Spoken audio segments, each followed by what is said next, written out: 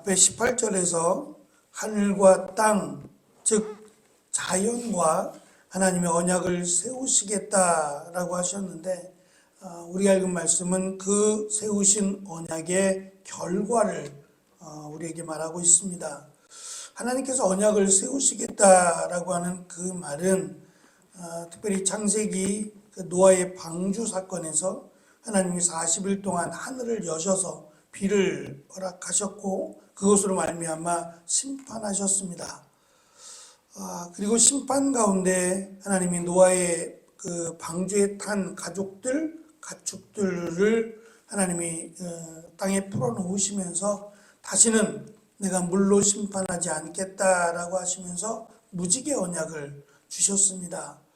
마치 그것처럼 지금 그날에라고 말하는 1장과 2장에 그날에라고 하는 이 표현은 그날에 있을 1장에서는 심판을, 그리고 2장에서 그날에 있을 회복을 말씀하시므로 심판이 목적이 아니라 하나님은 회복이 목적이다라고 하는 것을, 그래서 특별히 이스라엘 백성들이 하나님의 심판을 받아 멸망하겠지만 그것이 끝이 아니라 다시 하나님께로 돌아올 자들이 있을 것이다. 그날에는 하나님이 이러이러한 복을 허락하실 것이다. 물론 또 끝이 아닙니다. 또 하나님을 배도하고 하나님을 배역한다면 또 심판을 하실 것이고, 그 심판이 목적이 아니라 하나님이 믿는 자들을 통해서 또다시 새롭게 하실 것이다 라고 하는 반복입니다. 그리고 그 반복의 끝은 요한계시록에서 강조하고 있는 것처럼 분명히 그날의 끝이 있을 겁니다. 그 끝은 심판과 구원이 임할 것이다 라는 것을 우리에게 강조합니다. 우리가 읽은 말씀의 21절은 그날에 내가 너에게 대답하겠다라고 시작을 합니다. 이 부분은 15절에서 거기에서 그녀의 포도밭을 돌려주고 아골 골짜기를 희망의 문으로 만들어주겠다. 그러면 그녀가 젊었을 때와 이집트에서 나올 때처럼 나를 대할 것이다 라고 번역을 했는데, 여기 대할 것이다 라고 하는 단어가 같은 단어입니다. 나에게 대답할 것이다 라는 뜻도 있고, 또 하나는 노래할 것이다, 찬양할 것이다 라고 하는 뜻이 있습니다. 이스라엘 백성들이 그토록 원하던, 불가능하다 여겼겠지만 하나님께서 그들을 출애굽시켜 주셨고, 특별히 홍해바다 앞에서 애굽의 군사들을 수장시키실 때에 그 하나님의 능력과 은혜로 이스라엘 백성들은 홍해바다를 가로질러 건너가게 됩니다. 그리고 나서 그들이 하나님을 찬양했다라고 성경은 기록합니다. 하나님의 능력과 은혜에 대한 감사의 찬양이었습니다. 그런데 시간이 지나갈수록 그들은 찬양하기보다는 원망을 쏟아냈고 또 배도의 길을 걷기 시작했습니다. 그래서 결국 이 출애굽 1세대들은 광야에서 죽게 됩니다. 오늘 말씀처럼 하나님께서 하늘에게 말하면 하늘이 땅에 비를 내릴 것이고, 그러면 땅은 그 비를 받아서 곡식과 포도주와 기름을 낼 것입니다.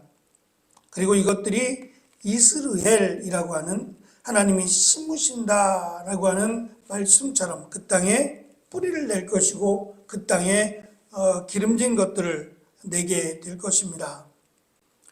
하늘과 땅은 하나님의 명령에 무조건 순종하고 찬양할 것입니다.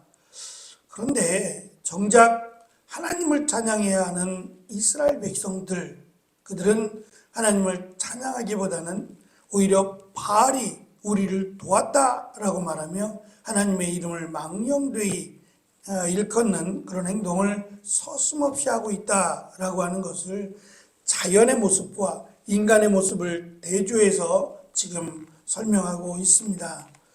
하나님께서 이스라엘을 이스르엘로 부르셨다라고 1장 4절과 5절은 말씀합니다. 하나님이 심으신다는 것인데 하나님이 그 땅에 무엇을 심으시느냐에 따라서 그 땅은 이스라엘에게 독을 뿜어내기도 하고 반대로 이스라엘에게 풍성한 것을 제공하기도 한다라는 것을 말씀하고 있습니다.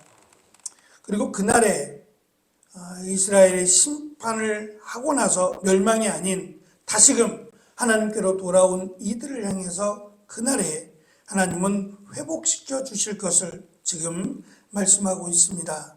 말씀드린 대로 하나님께서 범죄한 이스라엘을 뿌리째 뽑아 타국으로 내치신 후에 일어날 사건으로 보여집니다.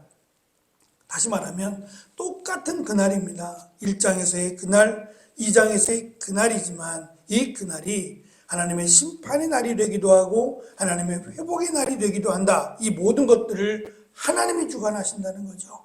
그러니 이스라엘은 오직 하나님만을 마치 남편을 섬기듯 하나님을 섬겨야 한다. 그러면 하나님은 지난날의 이스라엘의 죄악들을 감해주시고 이제는 새롭게 하나님께서 더 풍성한 것으로 채워주실 것이다 라고 하는 것이 그 하나님의 마음을 지금 우리에게 가르쳐 주고 있습니다. 범죄한 이스라엘을 완전히 버리지 아니하시고 아내로 삼아주시고 풍성한 것으로 채워주실 것을 약속하고 있다라고 하는 점에서 우리는 풍성하신 하나님의 은혜를 기억하게 합니다. 과연 호세아서에 기록된 이 말씀만 그럴까? 우리가 지금껏 살아온 우리의 삶의 모습들을 돌아보면 하나님을 실망시키고 때로는 하나님을 가슴 아프게 했던 일이 적지 않았다라는 것을 고백합니다. 그럼에도 하나님이 여기까지 우리를 인도하신 것은 정말 하나님의 자비하심과 긍휼하심 그리고 은혜가 풍성하신 하나님이셨다라는 것을 우리도 고백합니다. 그래서 늘 우리가 살아가면서 그 은혜가 풍성하신 하나님, 우리를 사랑하시는 그 하나님의 앞에서 하나님과 함께하는 귀한 은혜야말로 하나님께서 원하시는 그날에 있을 축복에 대한 약속이다라는 것을 알 수 있습니다. 주님의 오시는 그날에 하나님을 향한 또 하나님과 함께하는 믿음이라면 주님의 오시는 그날에 우리는 진정한 회복을 맛볼 수 있는 그날이 될 것입니다. 그날을 기대하며 오늘도 힘있게 은혜로 살아가는 귀한 날이 되시기를 간절히 축원합니다. 기도하겠습니다.